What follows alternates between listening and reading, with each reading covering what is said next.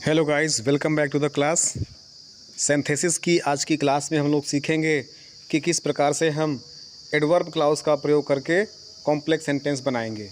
पिछली वीडियोस में हम लोगों ने नाउन क्लाउज का प्रयोग करके, एडजेक्टिव क्लाउज का प्रयोग करके कॉम्प्लेक्स सेंटेंस बनाना सीख लिया है। आज हम लोग सीखेंगे कैसे एडवर्ब क्लाउज का प्रयोग करके हम दो या दो से अधिक सिंपल सेंटेंसेस को मिला करके एक कॉम्प्लेक्स सेंटेंस बनाते हैं। तो समझते हैं। For making complex sentences from adverb clause, we need to use different conjunctions। अर्थात एडवर्ब क्लाउज से कॉम्प्लेक्स सेंटेंस बनाने के लिए अलग अलग कंजंक्शंस का प्रयोग होता है। You know what is conjunction? Conjunction वे शब्द होते हैं जो एक प्रकार से दो सेंटेंसेस को आपस में जोड़ते हैं। ठीक है ना, कंजंक्शन। चलिए समझते हैं। जैसे एग्जांपल के द्वारा पहले एक एक करके हम लोग समझेंगे। जैसे शोइंग नियरनेस, क्या एडवर्ब क्लाउज शोइंग नियरनेस समय को प्रदर्शित करते हैं, तब उनका प्रयोग हम लोग किस प्रकार से करेंगे, कैसे उनको मिला करके या उनके माध्यम से हम कॉम्प्लेक्स सेंटेंस बनाएंगे। जैसे मेन कंजंक्शन, कौन कौन से मेन कंजंक्शंस हैं पहले उसको जान लेते हैं। ऐसे कंजंक्शंस जो शोइंग टाइम, जो समय को दर्शा रहे हैं, वे कौन कौन से कंजंक्शंस हैं पहले उसको जान लेते हैं, है ना। चलिए समझिएगा। जैसे मेन कंजंक्शन कौन कौन से हैं? When, whenever, while, since, after, before, as soon as long as, till और अनटिल। ये सभी क्या है? शोइंग टाइम एडवर्ब्स हैं। अर्थात ये एडवर्ब ऐसी एडवर्ब हैं जो समय को दर्शा रही हैं, जो समय की सूचना दे रही हैं। चलो अभी इसको सेपरेट का और कंबाइन करके देखते हैं। दो या दो से अधिक सिंपल सेंटेंस को मिला करके कंबाइन करते हैं, और कंबाइन करने पर क्या बनाना है? हमें कॉम्प्लेक्स सेंटेंस बनाना है। और कॉम्प्लेक्स सेंटेंस क्या होता है? इसमें एक प्रिंसिपल क्लॉज होता है और एक या एक से अधिक सबऑर्डिनेट क्लॉज होते हैं। प्रिंसिपल क्लॉज क्या होता है?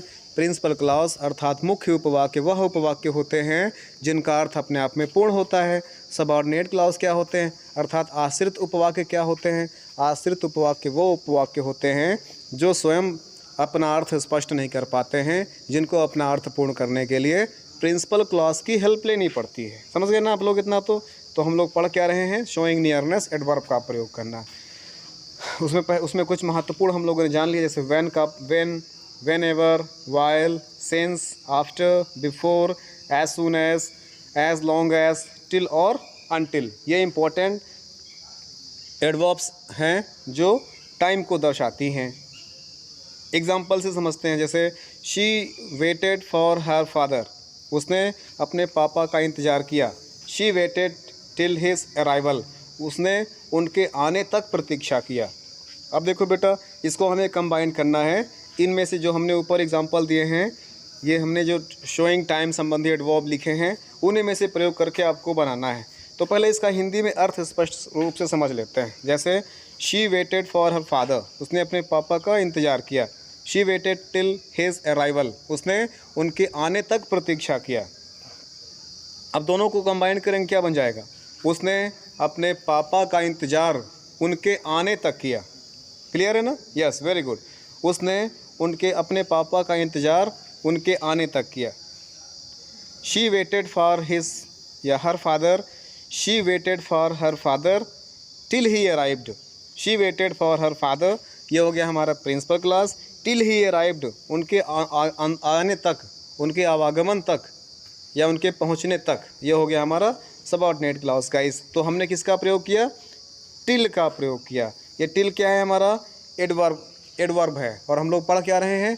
Adverb clause. एडवर्ब तो सिंगल वर्ड में हो सकता है, लेकिन एडवर्ब क्लाउज जब आएगा तो ग्रुप ऑफ वर्ड जिसका जो है वर्ब को क्वालिफाई कर रहा होगा ना। एडवर्ब क्या होता है? वे शब्द जो वर्ब या एडजेक्टिव को क्वालिफाई करें या अपने सेंटेंस में आने वाले अन्य एडवर्ब को क्वालिफाई करें, उन्हें एडवर्ब कहते हैं। तो she weighted her father till he arrived, उसने अपने पापा का इंतजार किया टिल ही अराइव्ड, उसके पहुंचने तक। ठीक है ना? इस प्रकार से हम लोगों ने देखा। ये टिल क्या शो कर रहा है? टिल यहाँ पर टाइम शो कर रहा है। और टिल है क्या हमारा? ये हमारा एडवर्ब क्लाउज के रूप में प्रयोग हो रहा है। शोइंग टाइम, इसको मिला करके हम प्रिंसिपल और कंबाइंड, प्रिंसिपल और सबऑर्डिनेट दोनों को जोड़ रहे हैं। ठीक है ना? और एग्जांपल समझते हैं। जैसे दूसरा हमारा नियम कहेगा शोइंग प्लेस, स्थान स्पष्ट करने के लिए। अर्थात ऐसे एडवर्ब क्लाउजेस जो शोइंग प्लेस होते हैं, अर्थात स्थान को प्रदर्शित कर रहे हैं, स्थान शो कर रहे हैं। जैसे वो कौन कौन से कंजंक्शंस हैं, मेन कंजंक्शंस कौन कौन से हैं वो भी जान लेते हैं।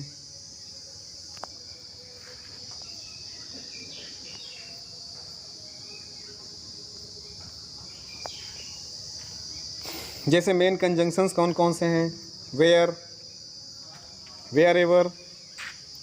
मेन कौन कौन से हैं, वेयर और वेयर एवर, जहाँ और जहाँ कहीं। जैसे इसको सेपरेट और कंबाइन करके देखते हैं।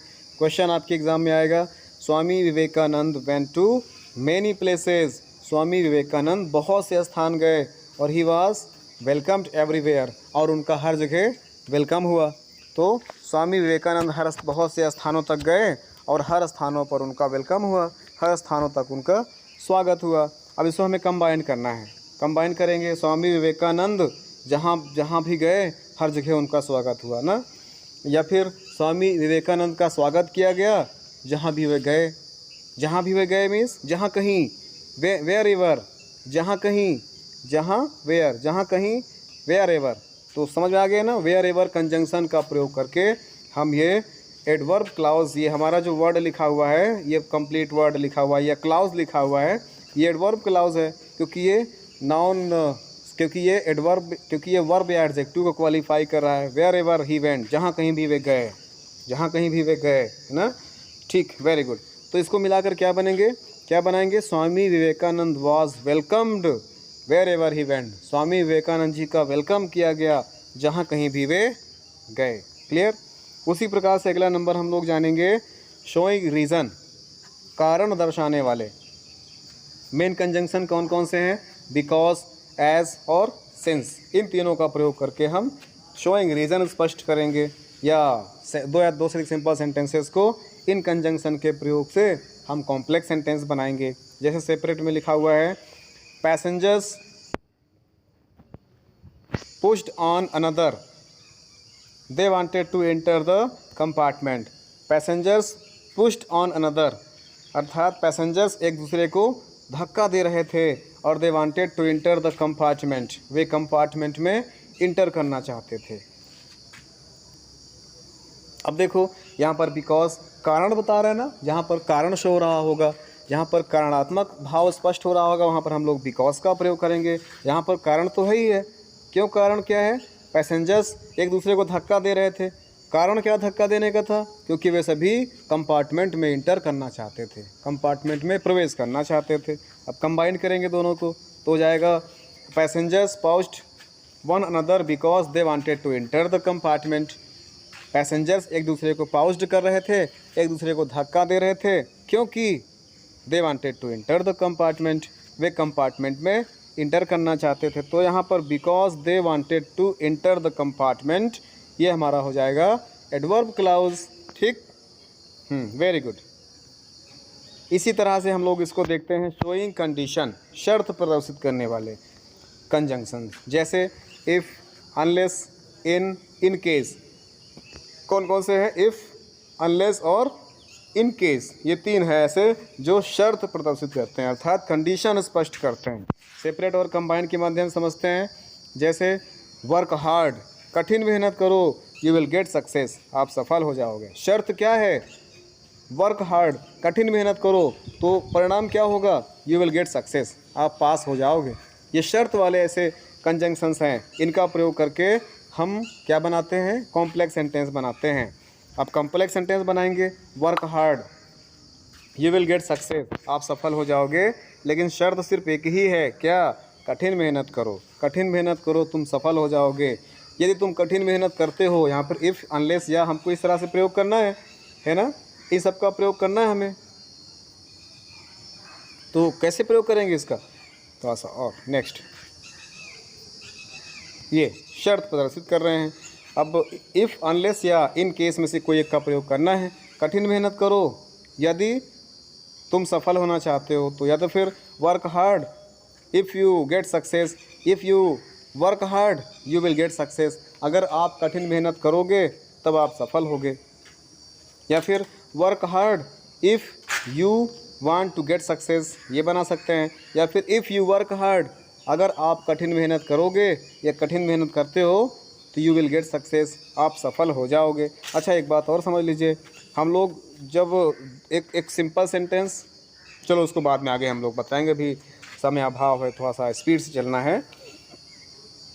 Work hard you will get success, if you work hard, अगर तुम कठिन मेहनत करते हो तो यू विल गेट सक्सेस, तुम सफल हो जाओगे। हमने यहाँ पर इफ़ का प्रयोग किया है ना। इस प्रकार से हम लोग शोइंग कंडीशन वाले वाक्यों में इफ़, अनलेस या इन का प्रयोग करके कॉम्प्लेक्स सेंटेंस बनाते हैं। अच्छा अगला नंबर देख लीजिए, शोइंग कंपैरिजन, तुलना करने वाले कंजंक्शंस का भी प्रयोग करके जो एडवर्ब क्लाउज होते हैं उनके द्वारा एडवर्ब क्लाउज हम लोग बनाते हैं, और वही हमारे क्या कहलाते हैं, कॉम्प्लेक्स सेंटेंस होंगे। जैसे मेन कंजंक्शंस कौन कौन से हैं भी जानना ज़रूरी है, एज, सो एज, देन और सो। एज का प्रयोग किसमें होता है, जब हमारा सेंटेंस, दोनों सेंटेंस हमारे पॉजिटिव होते हैं, अफर्मेटिव सेंटेंस में होते हैं। सो एज का प्रयोग कब करते हैं, जब दोनों में से कोई एक हमारा नेगेटिव सेंटेंस होता है। देन जब कंपैरिजन हो, और सो अतः या इसलिए के लिए हम लोग यूज़ करते हैं। जैसे एग्जांपल देखिए, Mohan is intelligent, Mohan intelligent है, Sohan is equally intelligent, Sohan भी उसी के बराबर इंटेलिजेंट है। अब देखो बेटा यहाँ पर क्या है, यहाँ पर एज और एस का प्रयोग होगा, क्योंकि ये भी अफर्मेटिव सेंटेंस है, दूसरा वाला भी सेंटेंस हमारा अफर्मेटिव सेंटेंस है, दोनों सेंटेंस हमारे पॉजिटिव हैं, तो हम लोग एज और एस करके जोड़ देते हैं। कैसे जोड़ेंगे इसको, Mohan is intelligent, Sohan is equally intelligent, दोनों को जोड़ देंगे तो Sohan is as intelligent as Mohan.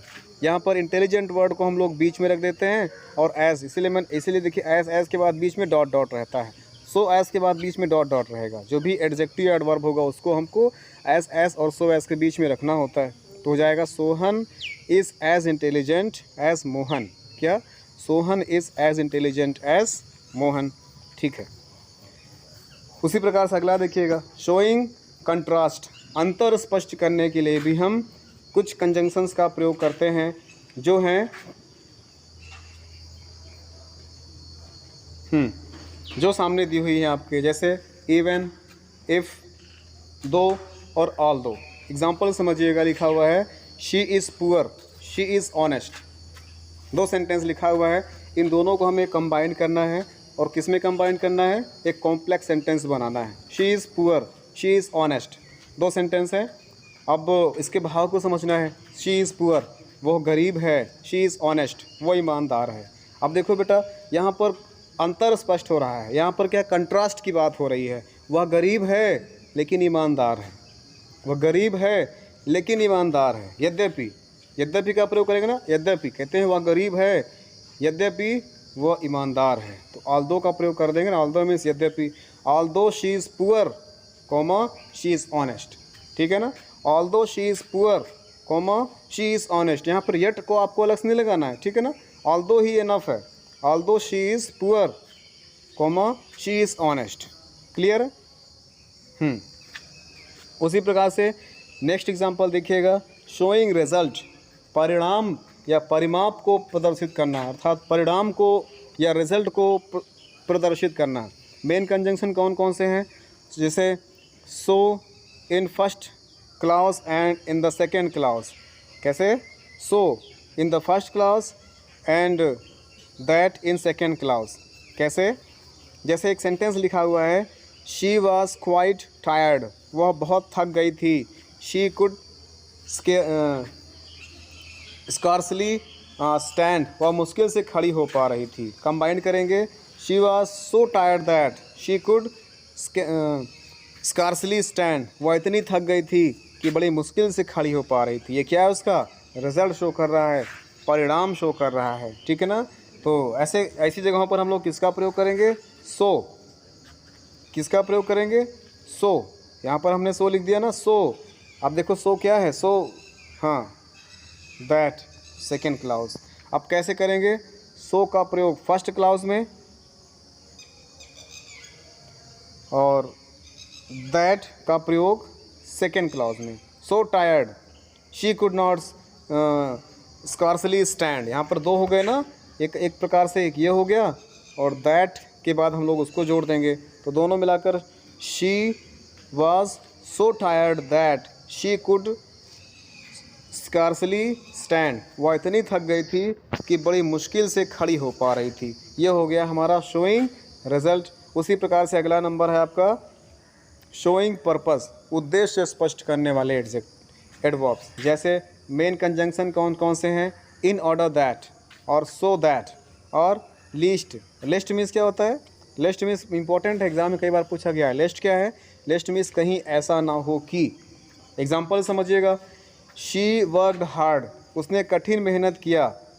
She wanted to stand first in the class, वो क्लास में प्रथम आना चाहती थी। उसने कठिन मेहनत किया, वो क्लास में प्रथम आना चाहती थी। उसके कठिन वर्क करने का उद्देश्य क्या था? उद्देश्य क्या था? पर्पस क्या था? कक्षा में प्रथम स्थान लाना। कंबाइन करेंगे हम लोग इसको। उसने कठिन मेहनत किया ताकि, ताकि इंग्लिश में क्या बोलेंगे? So that. ये सो दैट मीन्स ताकि। She worked hard so that she might stand first in the class, वो कक्षा में प्रथम आ सके ना। हाँ, सेंटेंस समझिएगा। अब मैंने क्या बोला अभी आपको? ये मे और माइट कैसे हो गया? इसका मैटर क्या है? ठीक है ना, कैसे इधर हमने इसको जोड़ दिया? तो इसको भाव को समझना है पहले आपको। मैंने बोला सेंटेंस, दोनों जो सेंटेंस दिए हैं, 2 या 3 सेंटेंस दिए हैं जो सेपरेट में होते हैं, उनको हिंदी में समझना है। हिंदी में समझने के बाद उनको कंबाइन करना है और कंबाइन करके एक सिंपल सेंटेंस, कंबाइन करके एक सेंटेंस बनाना है। और वो सेंटेंस ऐसा हो जो कॉम्प्लेक्स सेंटेंस का भाव स्पष्ट करे। वही यहाँ पर हम लोगों ने कर दिया है। She worked hard so that she might stand first in the class. Clear? उसी प्रकार से अगला नंबर देखिए, आई नंबर देखिए, शोइंग मैनर, ढंग को प्रदर्शित करना, अर्थात उसके मैनर को शो करना। मेन कंजंक्शन कौन कौन से हैं? जैसे एज, सो फॉर, एज, इस तरह से। जैसे द बेल रैंग, घंटी बजी। They all came up at once, they all came up at once, वे सभी तुरंत आ गए। जैसे ही घंटी बजी। एज, ज्यों ही, तो ज्यों ही जोड़ेंगे इसमें, ज्यों ही घंटी बजी सभी इकट्ठा हो गए। They all came up at once as the bell rang, जैसे ही घंटी बजी वे सभी एक साथ इकट्ठा हो गए। तो ये था हमारा कॉम्प्लेक्स सेंटेंस को समझने का तरीका। हम लोगों ने अभी तक समझा कि किस प्रकार से हम नए कंजंक्शन का यूज़ करके हम कॉम्प्लेक्स सेंटेंस बनाते हैं। अगली वीडियो हम लोग सीखेंगे कि किस प्रकार से हम कंपाउंड सेंटेंस बनाते हैं, कंपाउंड सेंटेंस बनाने के कौन कौन से रूल हैं। तो अभी तक के लिए thanks for watching the video. जय हिंद।